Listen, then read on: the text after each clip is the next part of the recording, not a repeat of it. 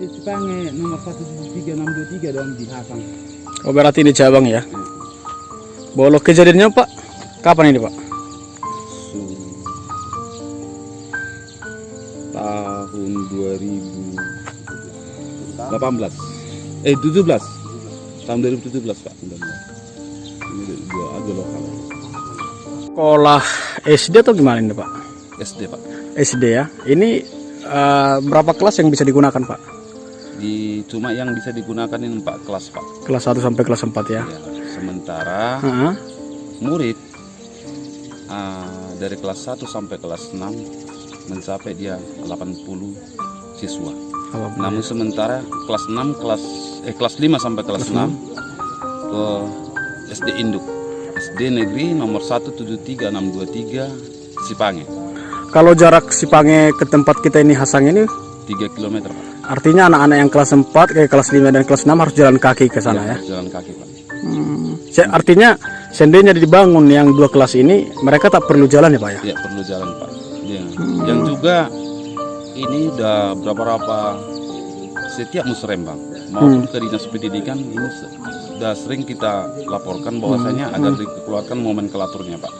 Artinya nomor SD ini. Namun sampai sekarang pemerintah tidak pernah menanggapi atas keluhan masyarakat juga atas pemerintahan desa yang ada di desa Cindadame ini.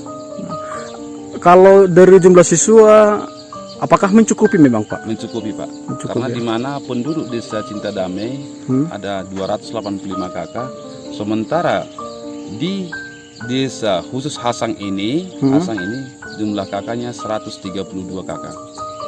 Artinya sangat memungkinkan untuk sekolah. Pak. Mendengar ini Pak, apakah memang Bapak juga merasa miris melihat anak-anak harus berjalan kaki dari kawasan kita ini ke daerah Cipange Pak? Iya Pak, kami sangat khawatir juga Pak masalah anak-anak. Di mana Pak? Karena jalan kaki 3 km mencapai berapa jam untuk sekolah. Berarti kadang dia mau terlambat ke SD tersebut. Jadi di mana kami sebagai orang tua melanggar peraturan lalu lintas, di mana kami buat pelanggaran lalu lintas. Anak-anak berumur masih di bawah umur lah. Umur sudah berkeliaran ya. Berkeliaran juga pakai kereta ke SD Cipange. Sementara jalan tersebut kami sangat mengkhawatirkan anak tersebut membawa naik sepeda motor supaya tidak terlambat untuk sekolah. Artinya riskan sebenarnya ya. Riskan, Pak. Artinya risiko tinggi juga dihadapi ya. Nah kalau bangunan itu yang rusak ini Pak, udah kira-kira berapa tahun ya Pak? Sudah 5 tahun Pak. 5 tahun ya. Setelah rusak apakah ada pelaporan atau gimana nih?